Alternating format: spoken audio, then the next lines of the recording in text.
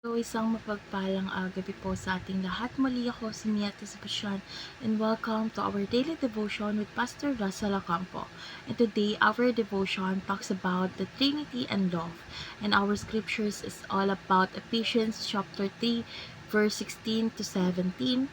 So, any version, I pray that out of His glorious riches may strengthen you with power through His Spirit in your inner being, so that Christ may dwell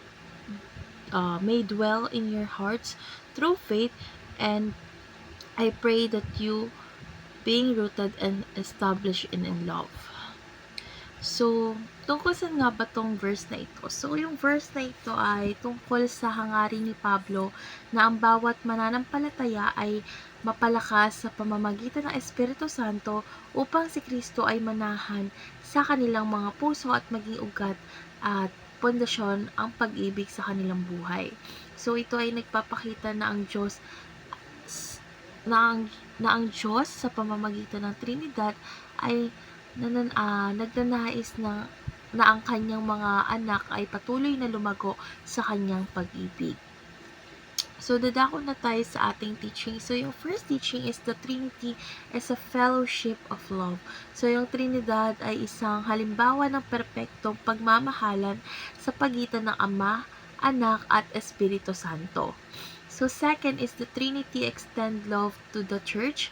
So, pinapadala ng Trinidad ang kanyang pagmamahal sa atin upang maranasan natin ito bilang bahagi ng kanyang iglesia.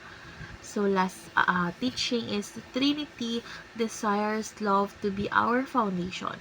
So, nais ang Trinidad na ang pagmamahalan ng Diyos ang maging pundasyon nating lahat sa ating mga ginagawa at syempre na rin sa ating mga relasyon at ginagawa sa ating pang-araw-araw. So, dadako na tayo sa ating application. So, yung first application is love one another. So, dapat nating ipakita ang pagmamahal na natututunan natin mula sa Trinidad sa pamamagitan ng pag-ibig sa bawat isa. So, second is prove our fellowship with God. So, dapat nating patunayan ang ating pakikipag-isa sa Diyos sa pamamagitan ng pagiging mabuting halimbawa ng kanyang pag-ibig sa ating mga relasyon.